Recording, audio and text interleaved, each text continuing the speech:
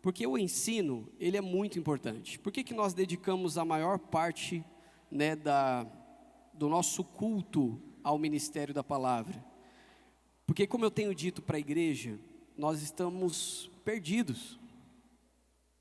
A gente acha que vir para a igreja no domingo nos levará para o céu. As pessoas já não têm mais ciência do que significa a salvação. As pessoas não estão compreendendo o que significa permanecer em Cristo todos os dias. Existe uma dúvida gigantesca acerca da santidade, de permanecer santo, buscando no processo de santificação. Então hoje, nos nossos dias, por mais que a ciência diga que o teu tempo de concentração é de mais ou menos aí no máximo, você que é adulto, de no máximo 15 minutos. Você se concentra no máximo 15 minutos. Eu preciso crer que a palavra de Deus, ela é poderosa e eficaz. E ela está acima da ciência. Talvez você esteja acostumado a ver videozinhos de 30 segundos no seu Instagram. E talvez você tenha muitas coisas gospel no seu Instagram. Isso é louvável, parabéns por isso. Mas isso não quer dizer nada. Ler uma frase de efeito não quer dizer nada. O que importa mesmo é o tempo que nós dedicamos estudando a palavra. Por isso, meu incentivo para você. Nós estamos falando aqui sobre Hebreus. Somente a mensagem de domingo, ela não é suficiente para você compreender o contexto num panorama mais geral. Por quê? Porque nós estamos falando de um estilo de culto do Antigo Testamento, de uma outra cultura, de um outro continente, de um outro contexto. A compreensão que você tem que ter acerca do livro de Hebreus no Novo Testamento, você precisa mergulhar no Antigo. Para mergulhar no Antigo, você precisa compreender um pouquinho da palavra. Então, somente a leitura, você vai ficar meio que travado. É importante que você tenha algumas literaturas que sejam confiáveis, tá bom? Porque como existe música gospel que adora Satanás, existem também literaturas, livros que foram escritos só para atrapalhar, não ajudam em nada. Então eu peço vocês que, além daquilo que nós fazemos aqui, você, ao chegar em casa, procure uma literatura agradável que possa te trazer maturidade e crescimento espiritual. Amém, igreja? Isso é importante para o seu processo de maturidade cristã. Então hoje não será diferente. Meu desejo é que você saia daqui empolgado com a palavra da verdade. Aquilo que eu puder explicar, explicarei, mas existem detalhes que podem passar batido. Se você tiver dúvida, pode mandar para mim. Se eu souber responder, vou te responder. Se eu não souber, vou procurar alguma coisa para te dar uma resposta plausível segundo a palavra de Deus. Mas é importante que a gente cresça em maturidade e fé. Esse é o tempo que Deus nos escolheu.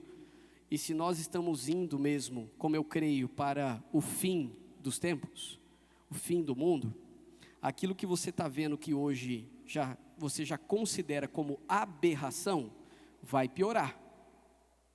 E qual vai ser a sua palavra diante disso tudo que está acontecendo? Como que você refuta todos os argumentos do teu filho adolescente, que diz que ideologia de gênero não tem nada a ver?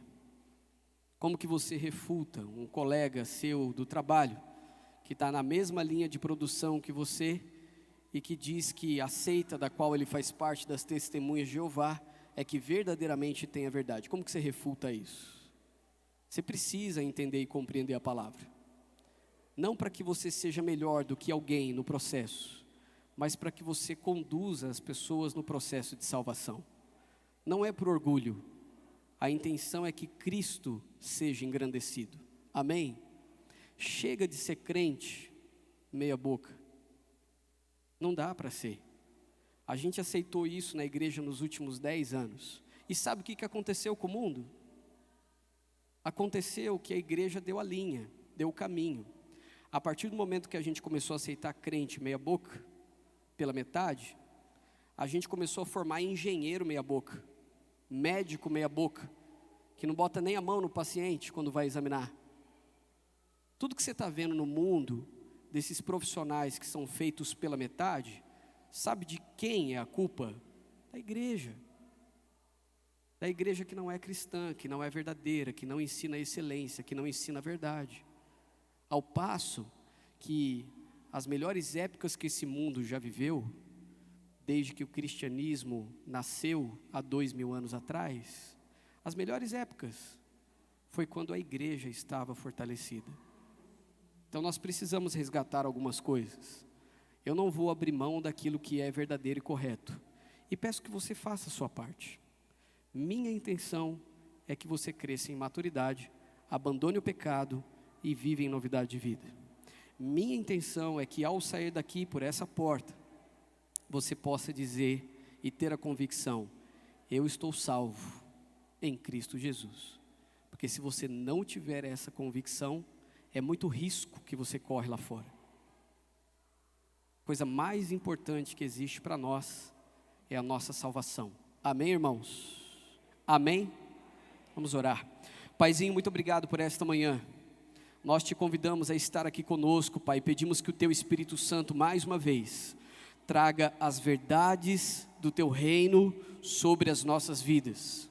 Que a Tua palavra, Pai, agora possa trazer o alimento espiritual que necessitamos. Te pedimos, Espírito Santo, que o Senhor abençoe a vida de cada um que aqui está e abençoe aqueles que não puderam vir. Que a Tua palavra venha fortalecer quem está enfraquecido, venha encorajar quem já está no caminho, que a Tua palavra venha salvar aquele que está em perdição, Pai, condenado. Mas que o Senhor em todo o tempo, durante esta palavra, esta mensagem, possa ser adorado, possa ser engrandecido e possa ser exaltado. O Senhor é o motivo de nós estarmos aqui. Então eu oro para que o Senhor use a minha vida com poder e graça, mas que o Teu nome, Pai, seja o principal, que o Senhor seja exaltado. Eu agradeço a Ti pelo privilégio e pela oportunidade, e eu oro em nome de Jesus. Amém. Pode se sentar. Hebreus capítulo 5, vamos ler aqui dos versículos 1 até o versículo 10. Eu me utilizo da Bíblia com a tradução NVI, Nova Versão Internacional. Eu me utilizo dessa tradução porque eu acredito que ela não seja nem muito simplificada, nem muito complexa. Quando você tem a leitura, você tem o entendimento. Eu acho que ela é um meio termo legal para a gente acompanhar. Talvez você esteja com a nova tradução na linguagem de hoje, você vai ver que é um pouco mais fácil de entender, não chega a ser uma paráfrase, mas se você tiver com Bíblias que... A Bíblia A Mensagem, por exemplo, é uma boa Bíblia, mas não dá para estudar a palavra de Deus com a Bíblia Mensagem. A Bíblia Mensagem é uma paráfrase. O que é uma paráfrase? Não é uma tradução literal, mas é uma maneira de deixar mais palatável para você, mais entendível para você. Então a NVI é uma Bíblia que eu considero que tem um bom equilíbrio, essa tradução.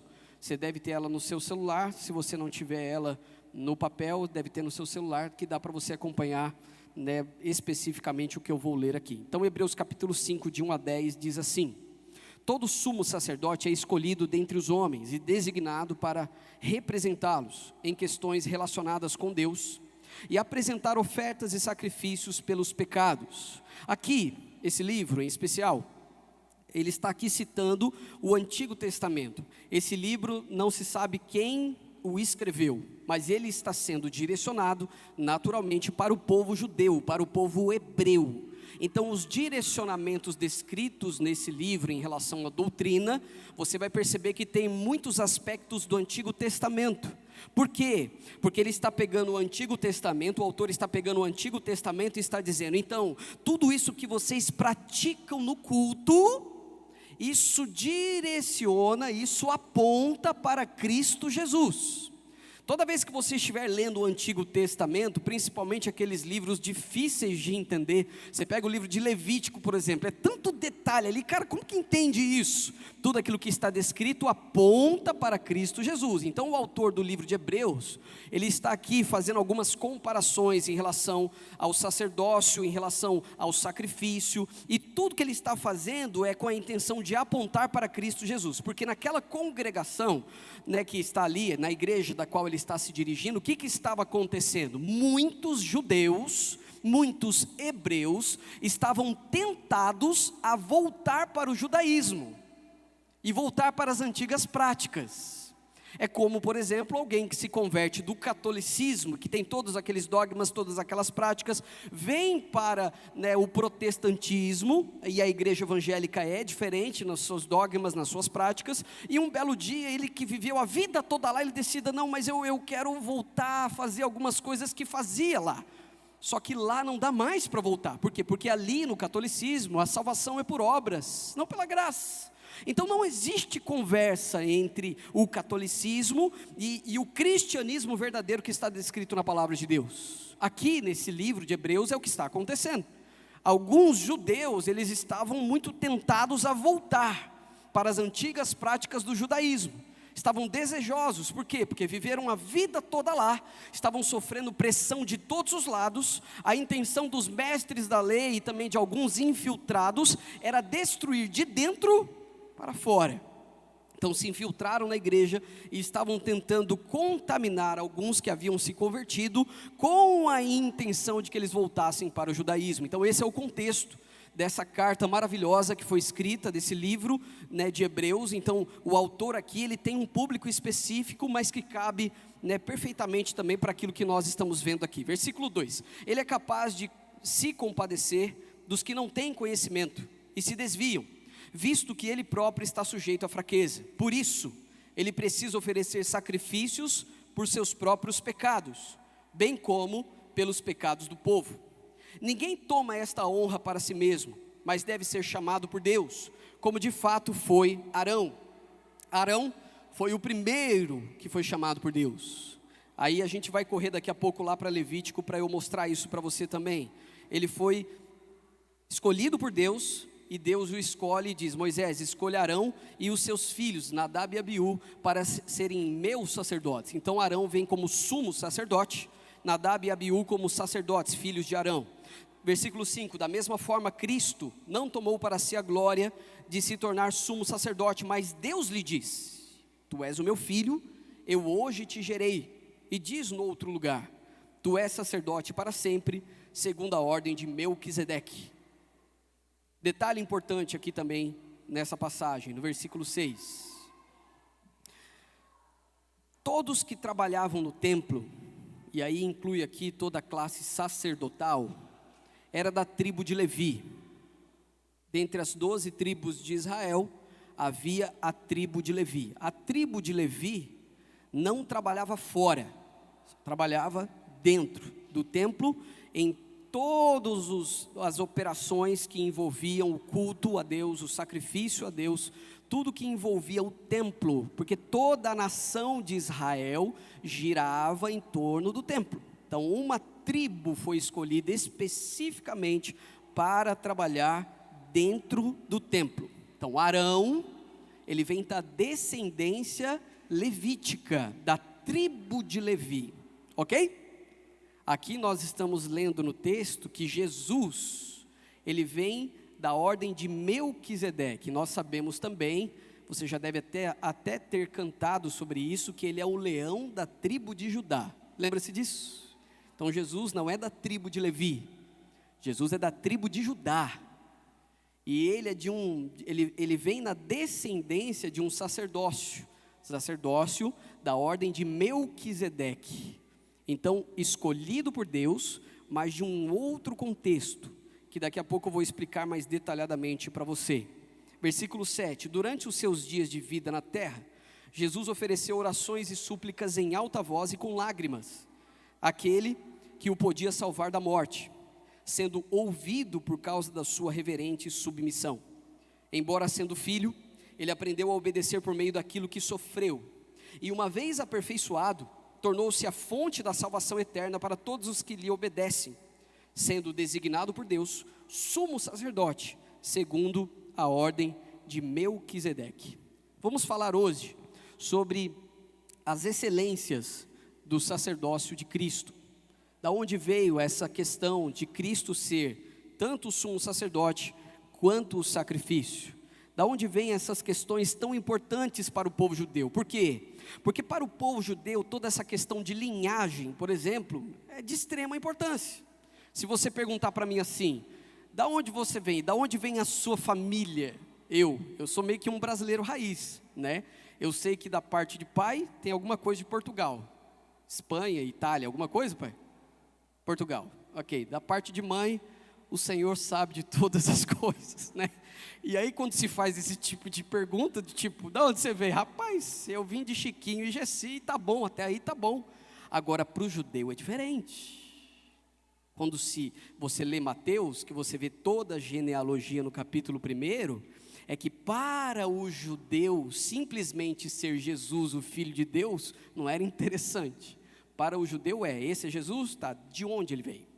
Aí ele vem dando a lista de onde veio Jesus, e vai chegando desde o dedão do pé até a cabeça, vai crescendo, dizendo, ele tem uma linhagem, ele é o leão da tribo de Judá, ele vem da tribo de Judá, ele é da descendência de Davi, ele veio para cumprir a profecia, então tem toda uma linhagem por detrás. Você entende a diferença?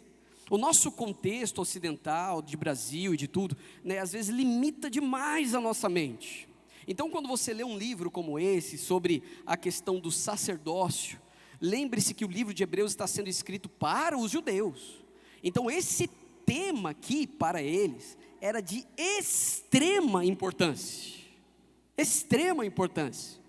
Porque basicamente o autor, ele está dizendo, vocês se converteram. Agora deixa eu explicar para vocês, que tudo que vocês faziam antigamente, todos os sacrifícios que vocês ofereciam para o perdão dos pecados, todas as festas que vocês participavam, né? Yom Kippur, que é a expiação, toda a festa das cabanas, tudo que vocês participavam, tudo isso aponta para Jesus. Então o autor de Hebreus está basicamente falando para esses membros dessa igreja, permaneçam no caminho, não voltem para o judaísmo, porque ali na lei a morte, mas em Cristo a vida. Uma pessoa perguntou para mim esses dias, não sei ao certo quem foi, por que isso é tão forte nesse contexto judaico? Imagine só, no Brasil, uma criança aqui no Brasil, vamos fazer aqui um contexto mais generalizado. A criança nasce, e aí dependendo da família que ela nascer, né, ela vai ter um tipo de linha de religião, correto? Ela pode ser católica, ela pode ser evangélica, ela pode ser religiões afro, dependendo do contexto que ela nascer, espiritismo, tem de tudo. No Brasil é um mix, né? Você bota dentro do liquidificador, não sai nada, só uma coisa que se descarta, é impressionante. Mas no contexto judaico, não, é diferente. Desde que o mundo é mundo, nós estamos falando de um povo milenar. O Brasil, gente, tem 500 anos. Nós estamos falando de um povo que tem 5.000 anos. É totalmente diferente. Você está entendendo? A criança em Israel, ela é alfabetizada com o Pentateuco. Entende? Nas questões culturais em Israel, a criança, ela participa de todos os momentos festivos do seu povo, que está na Bíblia. O contexto é completamente diferente. Você já imaginou se aqui no Brasil nós alfabetizássemos as nossas crianças com o Evangelho? O que seria do Brasil? Nós estaríamos vivendo no céu. Em Israel, as crianças são alfabetizadas com o Pentateuco, que é maravilhoso também, porque aponta para Cristo, só falta eles descobrirem isso. Então todas essas questões culturais, às vezes fogem, né? Mas por que é tão forte? Por que existem tão poucos judeus convertidos ao cristianismo? É tão forte que o diabo conseguiu disseminar a mentira, e lá no berço de tudo, do cristianismo, basicamente não temos, muito pouquinho judeu que se converteu, ou se converte ao cristianismo, muito pouco, mas chegará o tempo deles também.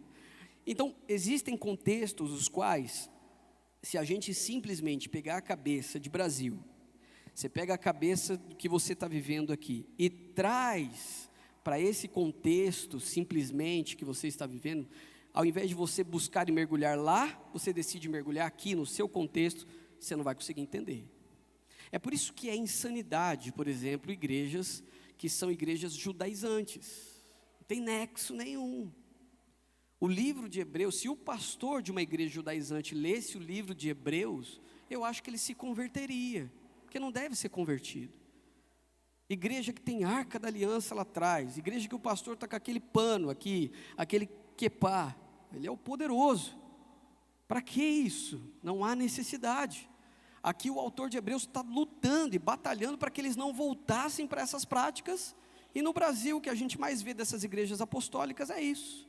É um cara que entra na igreja, pega um chifre de cabrito e sai tocando chofar. E tem gente que acha lindo. Eu acho horroroso. Nem boiadeiro eu sou. E eu acho que o nosso aqui no Brasil é ainda mais bonito de boi do que o de cabrito. É pipi, pipi. Para quê? Ela está chamando os anjos? É assim que chama? É um chifrinho que chama? Não existe. Mas tem gente que olha aquilo e fala, quanto poder. Poder da onde?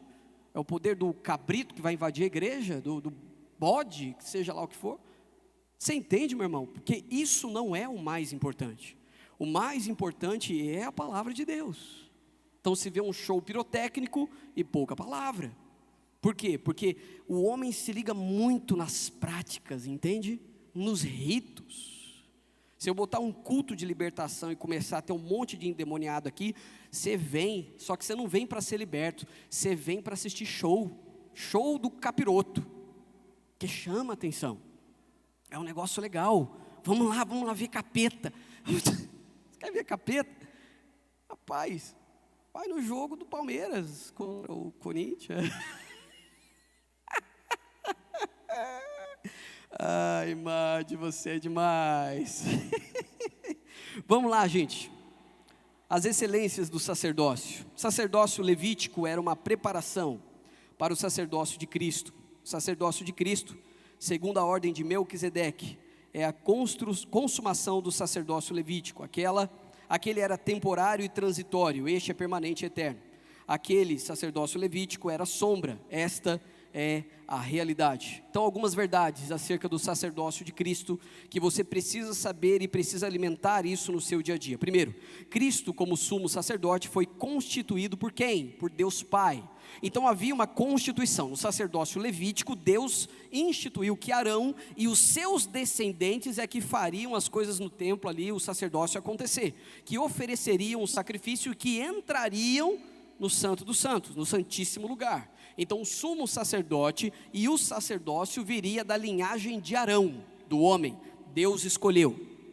Para que houvesse esta linhagem eterna agora, Deus escolhe novamente. Ele escolhe quem? Jesus.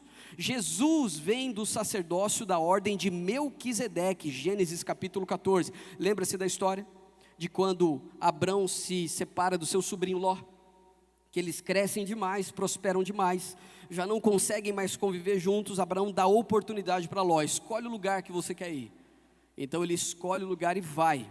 Nisso, ele sofre, ele é raptado, seus rebanhos, as suas coisas roubadas, e Abrão, nem tinha trocado de nome ainda, Gênesis capítulo 14, Abrão recolhe os seus homens e vai resgatar o seu sobrinho, os seus pertences, seus servos e tudo mais. Ele entra em terra inimiga, ele traz o seu sobrinho, ele traz os seus servos, traz os seus pertences, e o diabo vem até ele. O diabo vem, quando o diabo faz um oferecimento, faz uma oferta. Me dê os homens, me dê o seu sobrinho, esse povo que está com ele, e você pode ficar com os bens. E o que Abrão faz? Não, aqui não. Juntamente com isso aparece no texto o sacerdote da ordem de Melquisedeque, que alguns teólogos acreditam que era o próprio Senhor Jesus. Ele vem, ele ceia com Abraão, os dois ceiam juntos, selam uma aliança, e ali naquele mesmo texto de Gênesis capítulo 14, o texto diz que Abraão lhe dá o dízimo de tudo.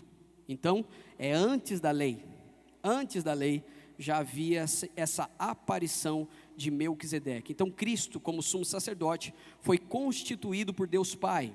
Todo sumo sacerdote procedia da tribo de Levi e da família de Arão. Esse ministério era hereditário e sucessivo. Cristo, porém, não foi sacerdote da mesma ordem. Ele era da tribo de Judá, por isso não pertencia à classe sacerdotal levítica. Por isso teve tanta dificuldade de se colocar e de explicar esses contextos em sua época. Foi constituído sacerdote de uma ordem eterna, a ordem de Melquisedeque. Agora, olha só, a respeito de Melquisedeque, olha só como se ilustra o caráter como verdadeiro sacerdote da ordem divina. Primeiro, Melquisedeque era sacerdote por seu próprio direito, não em virtude de suas relações com os outros. A aparição de Melquisedeque em Gênesis 14 não tem um contexto. Ele aparece, Abraão vai, resgata, o diabo oferece, ele diz não, aparece ali em Gênesis 14 esse sacerdote da ordem de Melquisedeque, não tem um contexto. É por isso que muitos teólogos defendem que era o próprio Senhor Jesus que foi ter com Abraão, ter um tempo com ele, selar uma aliança com ele. Então Melquisedeque era sacerdote por seu próprio direito, e não em virtude de suas relações com os outros. Era sacerdote para sempre, sem substituto, nem sucessor. Não foi ungido com óleo, mas com o Espírito Santo, como sacerdote do Altíssimo. Não ofereceu sacrifícios de animais, mas pão e vinho, símbolos da ceia que Cristo instituiu. Então em Gênesis 14, nós vemos a ceia acontecendo. Depois nós vamos ver que Cristo, da mesma maneira, toma a última ceia com os seus discípulos antes da crucificação. Uniu em si as funções sacerdotais e reais, coisa estritamente proibida em Israel, mas a ser manifestada em Cristo, sacerdote no seu reino. Olha o que diz aqui em Salmo 110, versículo 1. Assenta-te à minha direita, até que eu ponha os teus inimigos debaixo dos teus pés. E reforçando essa verdade, o Salmo 110, 4, ele diz: tu és sacerdote para sempre, segundo a ordem de Melquisedeque.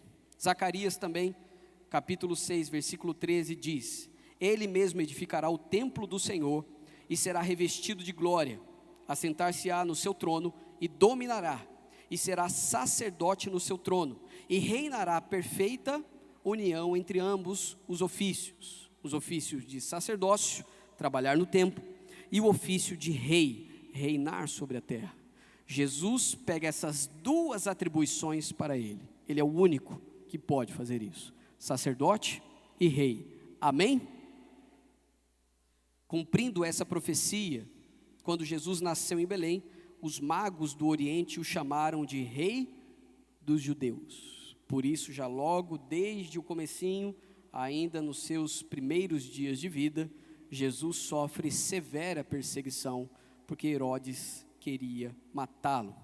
Segunda verdade, Cristo, como sumo sacerdote, foi verdadeiramente homem. Precisava ser. Deus escolheu Arão, Nadab e Abiú, seus filhos. Então a linhagem de Arão seria hereditária, sucessiva. Então de Arão viria todo o sacerdócio. Então a escolha de Deus por Jesus. Jesus foi verdadeiramente homem. Só poderia ser dessa maneira para que ele se tornasse o sumo sacerdote, para que ele pudesse oferecer o sacrifício.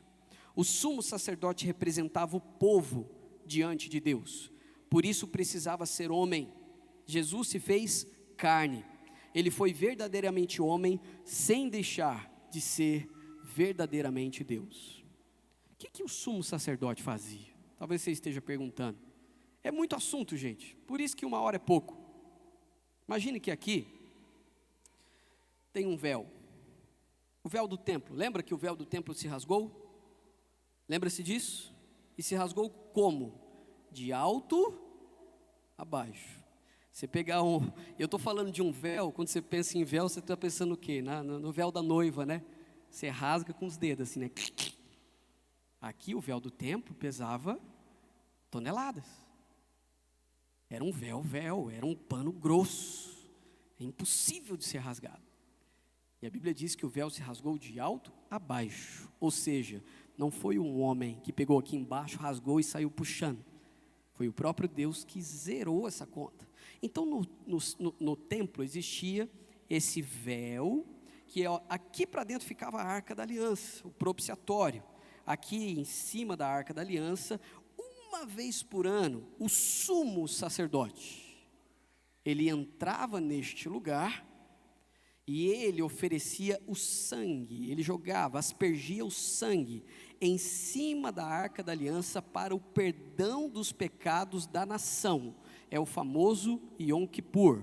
Você pode pesquisar isso. Até hoje a nação judaica comemora esse dia. Então, uma vez por ano, e ele não poderia entrar ali de qualquer jeito, não era qualquer pessoa que entrava.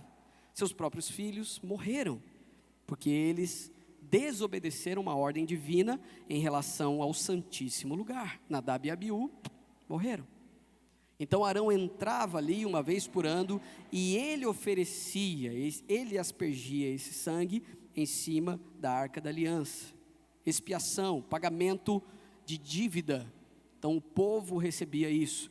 Existem detalhes acerca disso que não dá tempo da gente falar, mas é importante que você entenda e compreenda pelo menos o básico do que significa isso. Jesus, como sumo sacerdote, sendo escolhido por Deus, ele está dizendo em outras palavras, esses que vocês viram até hoje da ordem de Levi, essa ordem foi substituída pela ordem de Melquisedeque. Foi o próprio Deus que escolheu Jesus, que agora pode fazer com que você entre no santíssimo lugar. Você pode ter comunhão com Deus. Entendeu? Basicamente seria isso. Cristo, como sumo sacerdote, também foi um intercessor. Terceira verdade. Jesus, como homem perfeito, foi um homem de oração. Ele começou o seu ministério com oração. Diz aqui no versículo 7 do capítulo 5. Durante os seus dias de vida na terra, Jesus ofereceu orações e súplicas em alta voz e com lágrimas àquele que podia o salvar da morte, sendo ouvido por causa da sua reverente submissão. O que é um intercessor? Intercessor é aquele que se coloca entre a vida e a morte. Esse é o significado de um intercessor. Jesus, Cristo, como sumo sacerdote, ele foi um intercessor. Até a primeira menção de intercessão que existe na Bíblia está no livro do Levítico, quando o povo peca contra Deus, vem uma maldição sobre o povo. Arão então corre, pega ali um incensário, e ele corre para a frente dessa maldição, dessa praga que estava atingindo o povo com o seu incensário. E a Bíblia diz que Arão se coloca entre a morte e a vida, e a praga cessa. Arão é a primeira menção do ministério de intercessão na Bíblia. Então, intercessão é se colocar entre a vida e a morte. Você intercede, você entra naquele lugar de guerra, de batalha, e você luta para que a vida seja gerada naquela pessoa, naquele ambiente, naquele lugar, naquela família. Cristo ofereceu a Deus orações e súplicas com forte clamor e lágrimas. Ele experimentou não apenas o sofrimento, mas o maior de todos os sofrimentos, o sofrimento vicário. Sendo santo, foi feito pecado por nós. Sendo bendito, foi feito maldição. Sendo amado do Pai, foi desamparado na cruz. Ele derramou sua alma na morte. Bebeu o cálice amargo da ira de Deus. Por quê? Porque a ira de Deus precisava ser aplacada. Porque Deus é um Deus justo e santo. Santo e justo. Para onde você acha que iriam os seus pecados? Quando você pecou, quando você peca, ou quando você pecará no futuro? Para onde você acha que vai? Deus precisava que a sua ira fosse aplacada, e ela foi aplacada com a morte de Cristo Jesus e o seu sangue sendo derramado na cruz do Calvário. Jesus não apenas deu o grito da angústia, mas os seus olhos saíram torrentes de lágrimas. Ele não apenas chorou no Getsemane, mas também sangrou. O Filho de Deus tingiu a terra com as suas lágrimas e com o seu sangue. Travou por nós a mais terrível batalha, a batalha de sangrento suor. O que Jesus experimentou no Getsemane e na cruz foi a morte eterna. Seu brado, Deus meu, por que me desamparaste? Refletiu uma completa separação de Deus, e essa é uma morte inimaginável. Imagine, sendo uma das pessoas da Trindade, Jesus nunca pecou, sempre teve comunhão com Deus, mas para que você tivesse vida, ele precisava se vencer a morte. Para que você fosse bendito, ele precisava se tornar a maldição em pessoa. quando ele se torna maldição, o maldito que for pendurado no madeiro, na cruz, Deus não pode ter parte com ele. Certamente ele levou sobre si os nossos pecados. Então quando ele grita, Deus meu, por que me desamparaste? Essa luta de Jesus é: não me abandone, me fortaleça, me ressuscite no terceiro dia, como está descrito em sua palavra. Você já imaginou, gente? Se coloque no lugar de Jesus por um instante. Quanto sofrimento para alguém que não merecia. Ele merece toda a honra, toda a glória e todo o louvor do nosso coração. Jesus Cristo venceu a morte para que você tivesse vida. Então não desista daquilo que Jesus conquistou para você na cruz do Calvário. Amém? Nós não podemos compreender a profundidade da agonia de Jesus quando ele experimentou a morte eterna. Concluímos dizendo que Jesus, em sua separação de Deus, experimentou o próprio inferno, condenação eterna. Esses dias a Sarinha me perguntou assim: papai, quando a gente morre, para onde a gente vai? Eu falei: se você for salva, céu. Se você não for, inferno. Não, mas não tem um lugar que a gente fica esperando para ver? Não, não tem. A gente vê isso na parábola de rico e de Lázaro. Então Lázaro, que era o pobre, mas obediente a Deus, morre. Para onde ele vai? Céu. Morreu aqui, apareceu lá. E o rico? O rico vai para o inferno. Morreu aqui, apareceu lá. E nessa parábola vai se desdobrando todo um contexto, dizendo que a condenação eterna vai ser tipo assim, gente. Você que está negando a salvação, você que tem dúvidas ou realmente não se considera salvo, se você morresse agora, se você fosse para o inferno, sabe o que é a condenação? É todos os dias você se lembrar que teve a oportunidade e disse não.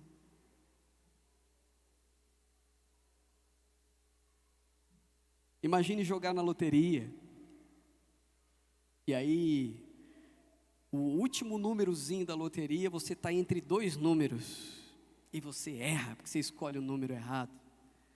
Você se descabela no final: não acredito que eu perdi por causa de um númerozinho. Então isso não é comparado. Essa insatisfação não se compara com uma vida de eternidade no inferno.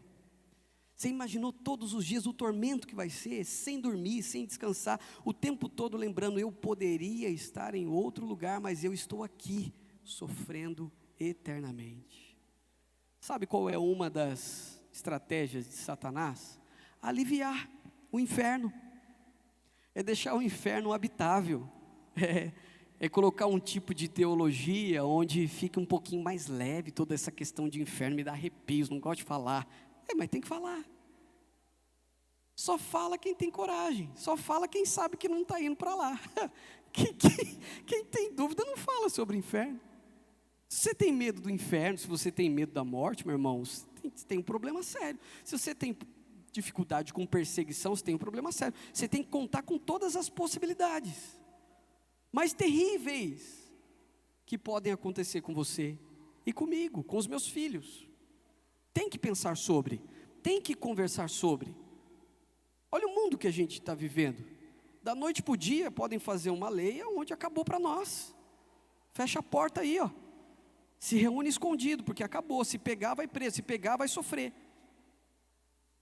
Em muitos países do Oriente é assim que funciona. Então nós precisamos ter essa clara convicção do chamado de Cristo para as nossas vidas. Cristo, Ele foi um intercessor. Como sumo sacerdote, Ele foi um intercessor e continua sendo até o dia de hoje. Quarta verdade: Cristo, como sumo sacerdote, foi ouvido em seu clamor por causa da sua piedade. Como Ele tinha um coração piedoso, o Pai o ouvia em seu clamor. Durante os seus dias de vida na terra, Jesus ofereceu orações e súplicas em alta voz e com lágrimas aquele que o podia salvar da morte, sendo ouvido por causa da sua reverente submissão. Eu vou ler novamente esta última parte para você, para que fique entendido para você. Sendo ouvido por causa da sua reverente submissão. Olhe para mim aqui, por favor.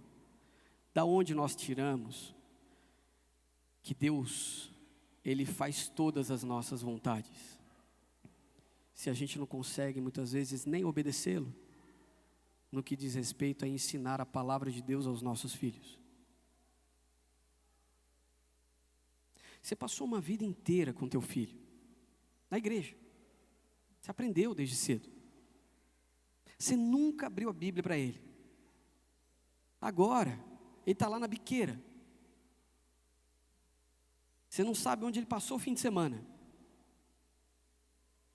você não sabe o que se passa na cabeça, está prostituído, está acabado, você sabe que a situação é grave, mas você não sabe o que fazer. Na realidade, você está começando a culpar Deus por toda a sua situação. Meu irmão, não é bem assim.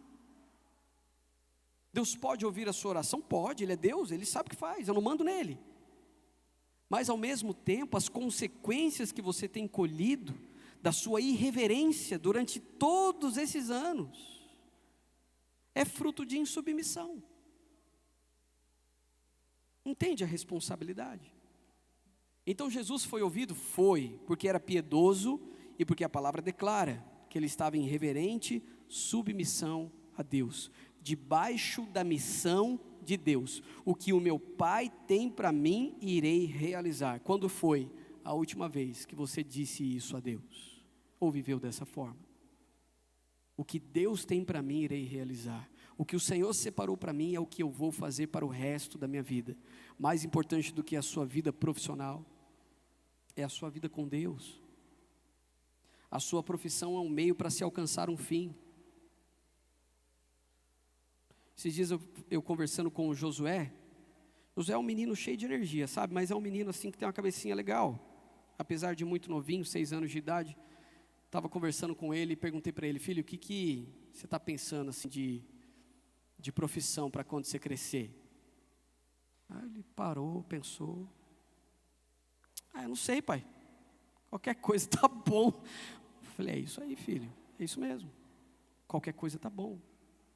Porque agora, filho, é o seguinte, a gente vive numa era que a pessoa começa a fazer medicina, não gosta, para na metade do caminho. Não, meu negócio é veterinária. Aí vai para veterinária. Não, meu negócio é geografia. Aí vai para geografia. Não, meu negócio é matemática. Aí para em nada.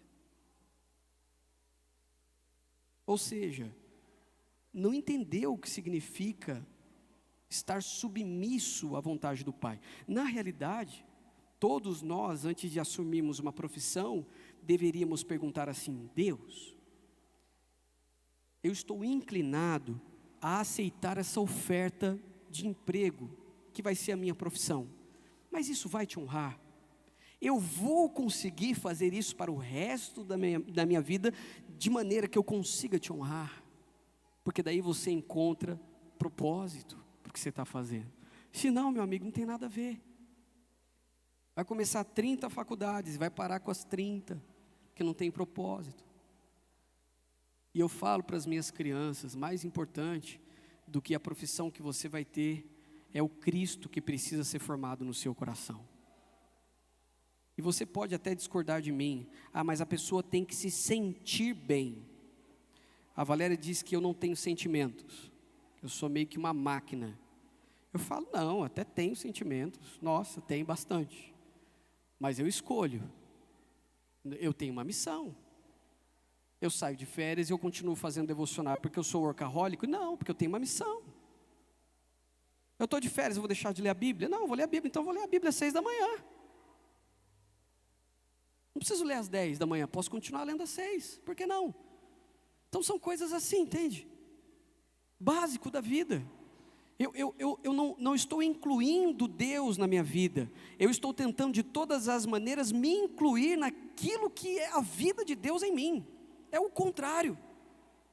É a missão dele para mim. Não é ele que tem que fazer parte da minha missão, sou eu que estou fazendo parte da missão dele. Então eu me incluo. Deus, o que o Senhor tem para mim é nesse caminho, então eu vou nesse caminho. Se tem que levantar e tem que fazer, vamos levantar e vamos fazer. Se tem que levantar e tem que resolver, vamos levantar e vamos resolver. Tem que evangelizar, então vamos evangelizar. Tem que falar do amor de Cristo, vamos falar do amor de Cristo. Tem que aprender, vamos aprender. Tem que estudar, vamos estudar. É simples. Por que você complica tanto? Não consigo jejuar. Tenta. Começa. Tira um tempo de oração. Não consigo me concentrar. Se desliga. Você fica até meia-noite no celular do lado da sua esposa. A sua esposa tentando ter vida de casal com você e você no celular. Como que você quer ter vida de casal? Como você quer ter saúde dentro do seu relacionamento? Não é falta de tempo, não é. É falta de vergonha. Porque se alguém tinha uma demanda reprimida, esse alguém era Jesus. Mas ele cumpriu fielmente até o fim tudo o que o seu pai pediu. Será que chegaremos um dia na eternidade, Jesus poderá dizer para nós: parabéns, filho, você cumpriu tudo o que eu te pedi? Com certeza não. Mas seria muito bom se a gente chegasse pelo menos nos 90%.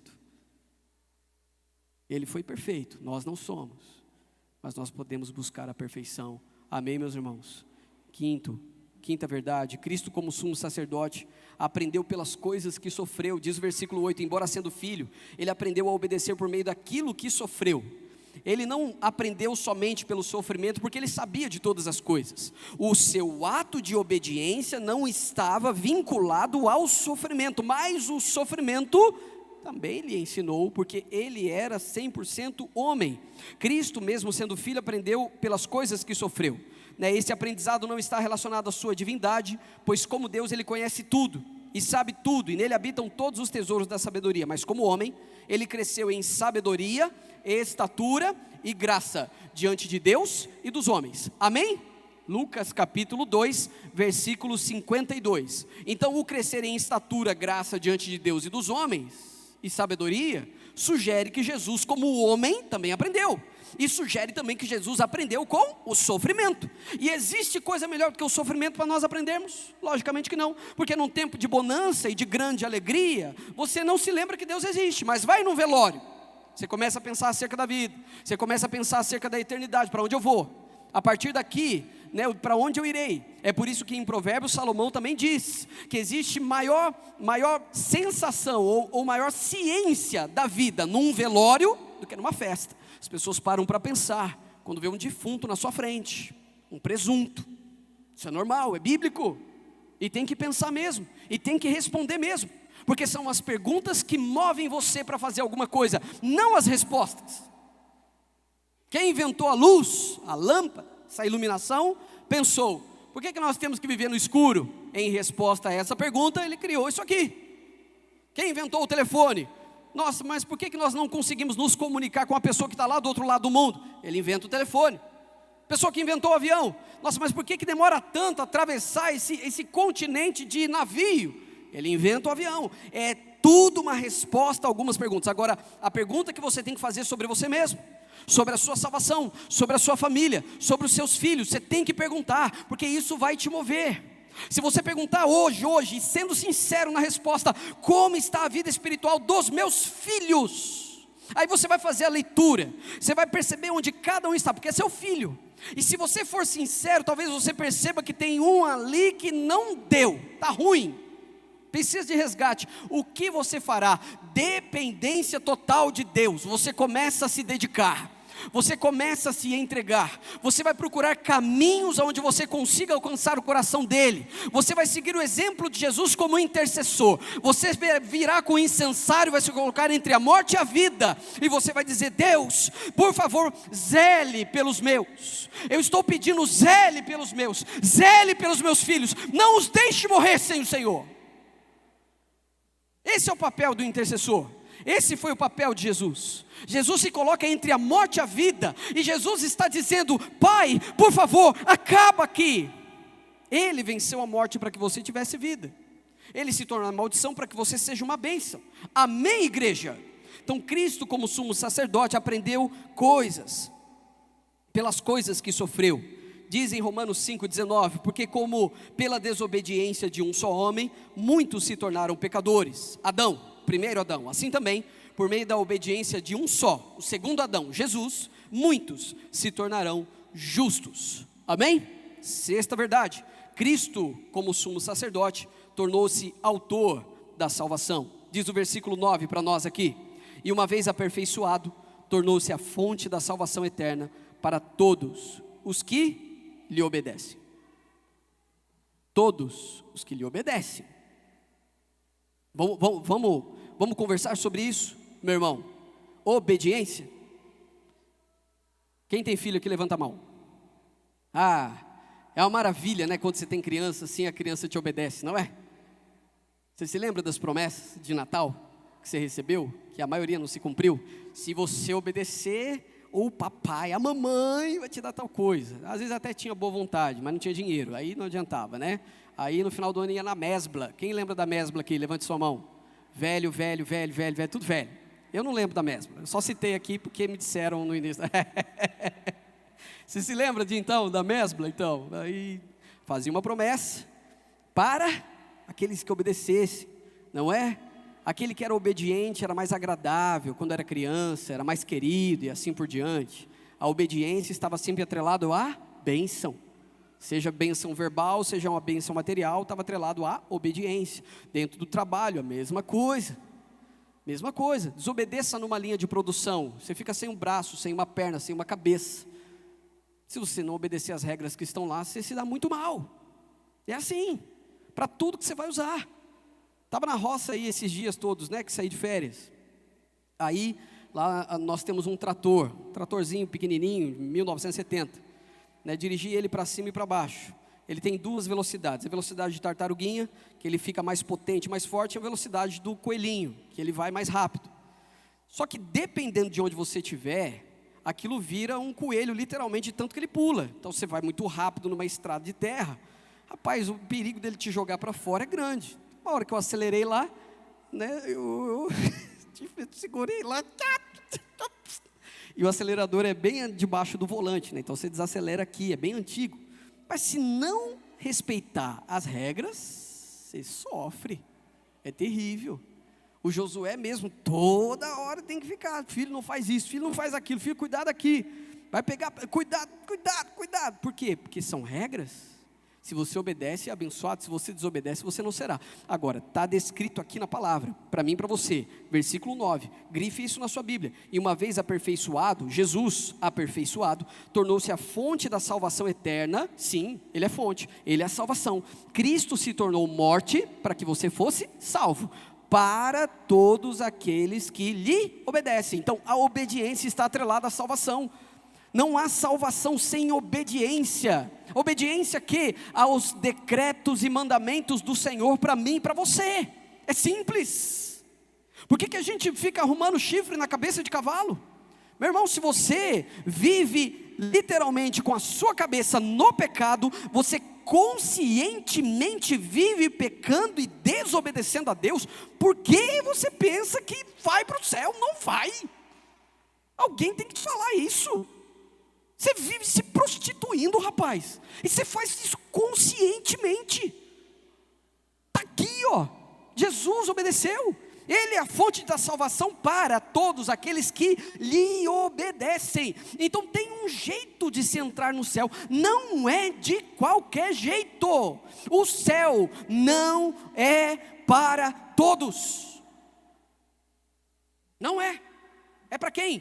Para quem obedece. É por isso que o caminho é estreito, a porta é estreita. Novamente vou indicar para você, pelo menos uma vez por ano, leia esse livro, O Peregrino, John Bunyan. Tem a idade do Brasil esse livro, 500 anos. Antigo, mas excelente, leia com as suas crianças. Compre um livro que tem notas de rodapé, com todas as menções bíblicas, para você ver o quanto o livro é bíblico, O Peregrino. E lá mostra, todo tipo de crente, todo tipo de gente que está a caminho da cidade celestial, mas alguns pegam atalhos, outros pulam o muro, outros estão com o fardo pesado, outros fogem diante das provações, e assim mostra todo tipo de gente. Quem chega na cidade celestial? Quem permanece, quem passa pelo sofrimento, quem passa pelo estreito, chega até lá. Meus irmãos, a obediência é chave para nós. É por isso que o meu desejo para você, igreja, de lhe ensinar o que significa ser membro de igreja, é para que você entenda que existe a bênção, mas existe também a prestação de contas. E não é só para o pastor local, somos uma comunidade, é um corpo, é uma igreja. Então não dá para viver de qualquer jeito. Se eu vejo alguma coisa de errada acontecendo na sua rede social, por exemplo, você sendo membro da igreja e descaradamente você vivendo uma vida toda torta, você acha mesmo que eu vou ficar quieto? Não vou, de jeito nenhum. A minha intenção será trazê-lo novamente, dizer: olha, Jesus ama você, saia dessa vida. Você faz parte de um corpo. Se você estiver ruim, você vai deixar todo mundo ruim. Então se arrependa e volte-se para Deus, é isso. Igreja é complexo? É complexo. Ao mesmo tempo que existe uma simplicidade divina em tudo que o Senhor deixou para nós. Então, meu irmão, a obediência está atrelada à sua salvação. A sua salvação está vinculada à sua obediência. Amém? Não dá para viver uma vida do avesso. Não dá.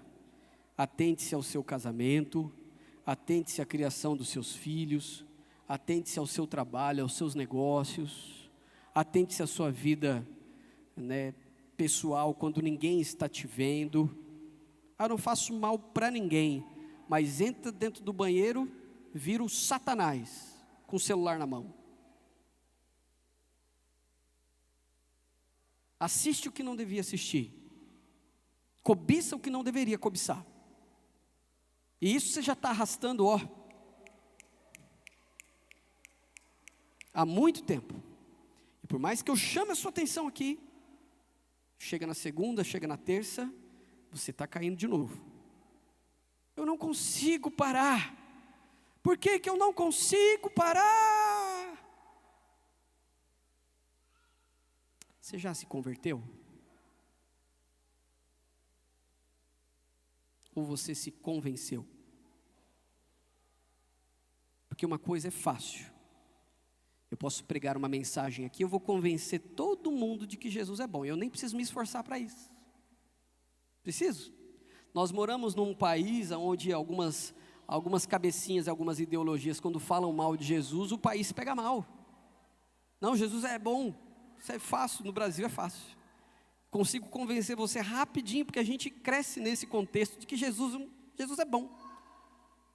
Mas a conversão a Jesus faz você ser odiado por Satanás.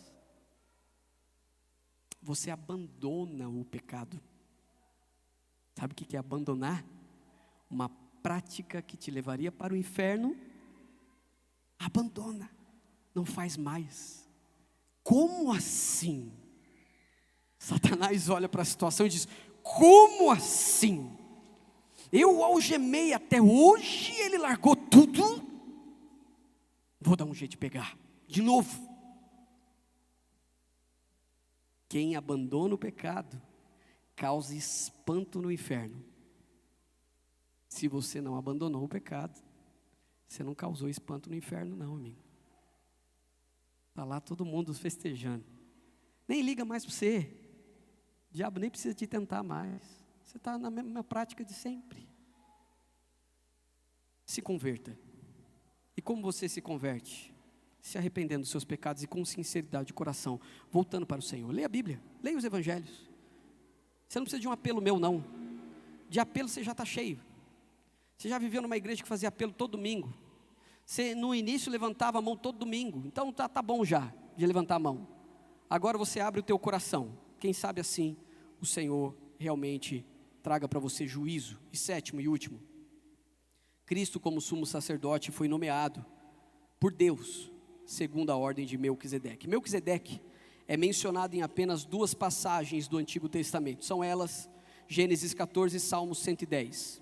Seu nome significa rei de justiça, e ele também era rei de Salém, que significa paz. Portanto, Melquisedeque era rei e sacerdote.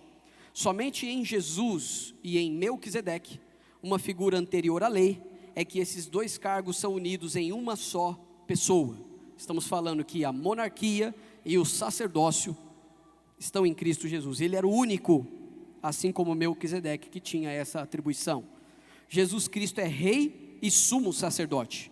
Ele é o sumo sacerdote entronizado. Ele ofereceu sacrifícios para que você fosse perdoado e salvo. E ao mesmo tempo, é aquele que está sentado no trono e reina para todo sempre. Amém? Vamos ficar de pé e vamos orar.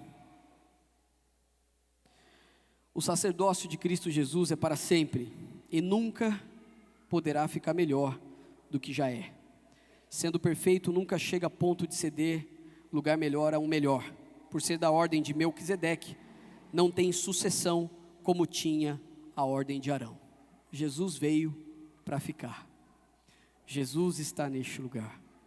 O desejo do meu coração para você, meu irmão e minha irmã, é que você compreenda essa mensagem. Tome decisões que possam lhe trazer vida e possam te abençoar. Meu desejo para essa igreja é que seja uma igreja que cresça em maturidade e fé, para que possamos assim, um dia de cada vez, honrarmos o nome do nosso Senhor Jesus Cristo. Amém? Se você acha que peguei muito pesado, eu peguei para que você vá para o céu, porque eu quero continuar prestando culto a Deus com você no céu. Amém? Eu não quero ser separado de você daqui a alguns anos.